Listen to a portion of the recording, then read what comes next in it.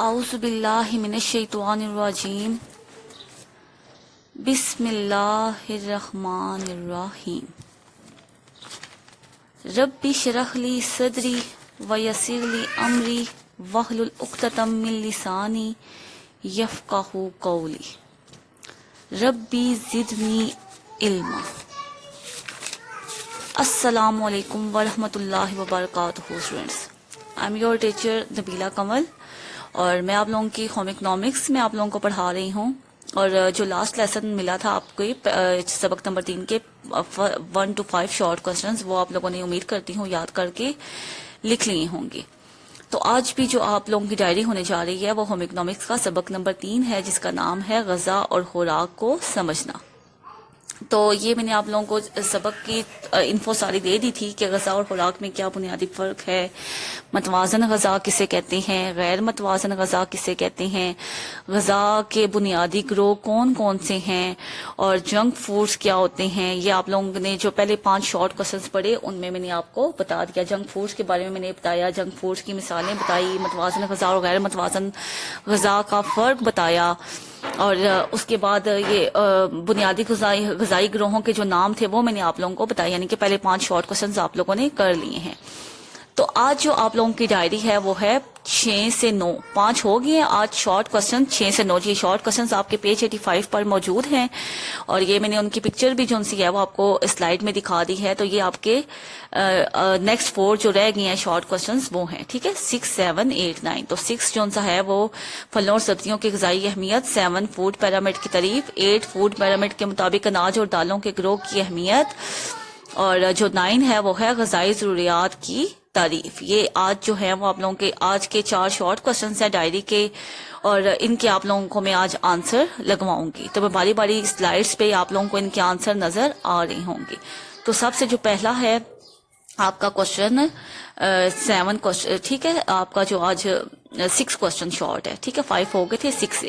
تو اس کا answer page number 68 پہ ہے، ہیڈنگ آپ کو نظر آ رہی ہے سبزیاں اور پھل، یعنی کہ جو آپ کا کوشچن تھا پھل اور سبزیوں کی اہمیت۔ تو سبزیاں اور پھل ہمارے جسم کو بیماریوں سے محفوظ رکھنے کے لیے وٹامن اور بدنی نمکیات فراہم کرتے ہیں۔ دیکھیں جہاں پہ اور غذائی ضروریات ہے اور جو گروہ ہیں جہاں پہ اناج دالوں کی اہمیت ہے، وہاں پر سبزیوں اور پھلوں کی بھی بہت زیادہ اہمیت ہے۔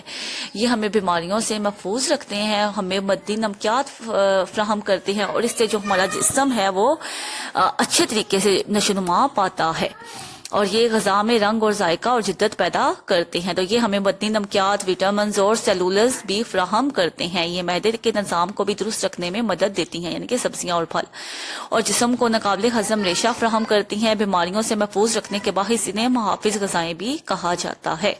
اب آ جائیں نیکسٹ کوشچن پر۔ 7 کوشچن ہے آپ کا شارٹ، فوڈ پیرامڈ کی تعریف۔ فوڈ پیرامڈ کیا ہوتا ہے؟ آپ کو یہ اہم معلومات کا جو یہ ٹاپک اس کے نیچے تعریف جو میں نے ہیڈنگ دی ہوئی ہے نظر آ رہی ہے کہ فوڈ پیرامڈ ایک خاکہ ہے جس سے یہ علم ہوتا ہے کہ خوراک میں کون سی غذائیں شامل کی جائیں۔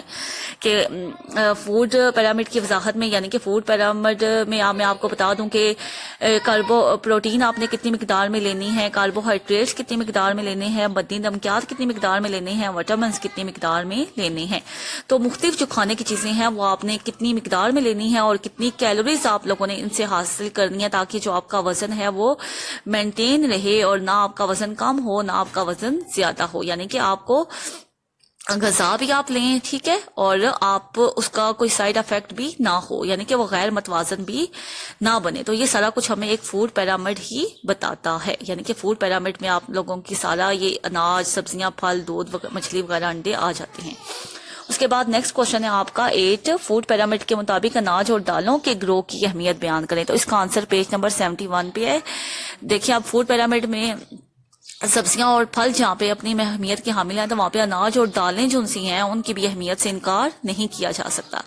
فوڈ پیرامڈ میں اناج کے گروہ کو فوقیت دی گئی ہے کہ سب سے فرسٹ نمبر پر ہی اناج اور دالوں کو رکھا گیا ہے۔ ایک فرد کو روزانہ 6 سے 11 حصے سرونگ اناج کے گروہ سے حاصل کرنے چاہیے، یعنی کہ ہم جو ہمیں انرجی چاہیے ہوتی ہے وہ ہمیں دالوں اور اناج سے بھی حاصل کرنی چاہیے۔